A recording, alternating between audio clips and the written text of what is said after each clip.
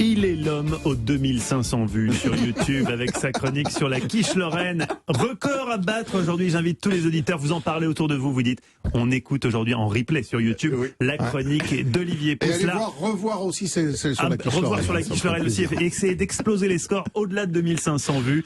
Aujourd'hui, c'est donc du rhum dont vous nous parlez. Oui, alors aussi étonnant que ça puisse paraître, c'est à Christophe Colomb, en réalité, que l'on doit en quelque sorte l'origine du rhum. Alors pourquoi? Eh bien parce que c'est lui qui a eu l'idée d'introduire la canne à sucre à Cuba en 1493. La canne à sucre n'est pas du tout originaire de Cuba et des Caraïbes. Elle est originaire d'Asie en un premier temps. Elle s'est transportée vers l'Europe et c'est de l'Europe vers les Caraïbes que Christophe Colomb l'a emmené. Alors, pour ce qui s'agit du rhum, de cette célèbre boisson, cap donc sur les Caraïbes, on remonte 300 ans en arrière, à l'époque de l'esclavagisme et des pirates.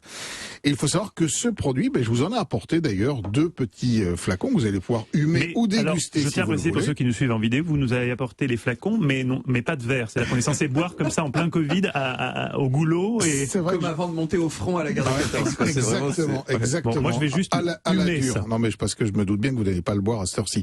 Alors à l'origine c'est un produit qui est un sous-produit de l'industrie sucrière, puisque les premières mentions de cet alcool de canne à sucre remontent au XVIIe siècle, je vous l'ai dit, sur l'île de la Barbade, dans la mer des Caraïbes.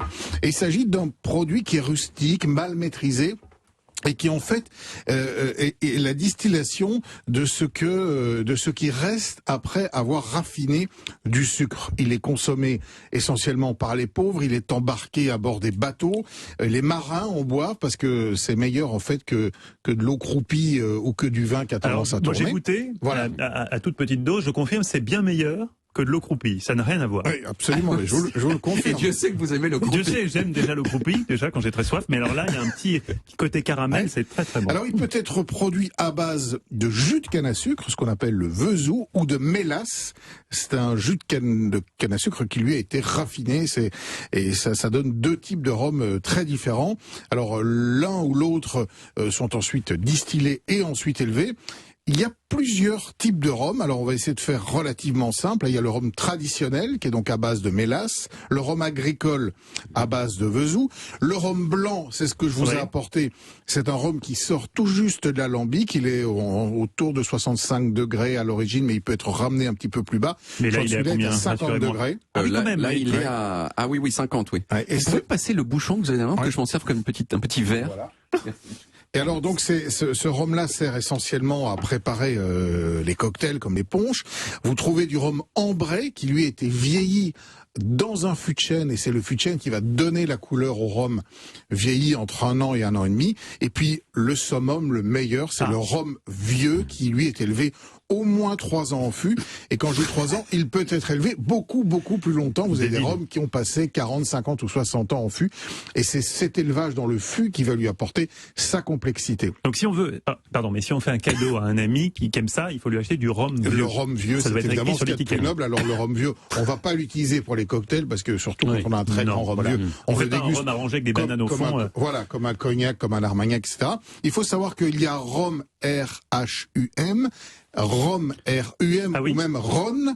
Alors le premier, la différence c'est que le Ron RON c'est d'origine espagnole, c'est de la mélasse distillée en continu. Et alors ça c'est Cuba, la République dominicaine, la Colombie ou le Venezuela.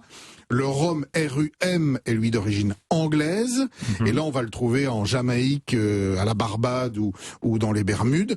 Et puis le rhum français, qui peut d'ailleurs bénéficier d'une appellation d'origine protégée ou d'une indication géographique protégée. On le trouve en Martinique, en Guadeloupe, en Guyane, à La Réunion. Et il faut savoir que c'est au XVIIIe siècle qu'apparaissent les premiers rhums français que l'on doit au père Labatte, qui a beaucoup perfectionné les techniques de distillation. Et pardon de poser une question tout à fait de béotien, mais dans la cuisine, on utilise plutôt du rhum blanc ou du rhum marron? Alors, ça va dépendre. Ça dépend de la recette. Le célèbre ambré. Le rhum ambré. Ouais. Alors, on dit ambré, oui. Si on veut marquer, parce que le rhum ambré, il prend un peu le goût de son élevage et il va donc développer des notes un peu vanillées. Si vous voulez faire un baba au rhum, c'est mieux. Ce sont des rhums qui ont plus de corps, qui ont plus de puissance. Si c'est simplement pour ajouter une petite goutte de rhum dans une recette, dans une pâte à crêpes, par exemple, pas besoin de prendre un très grand rhum. un simple rhum blanc peut suffire, surtout s'il a été bien fait, comme celui que vous avez là, qui ont quand même des complexités. Visiblement, vous avez des filières pour la distillation.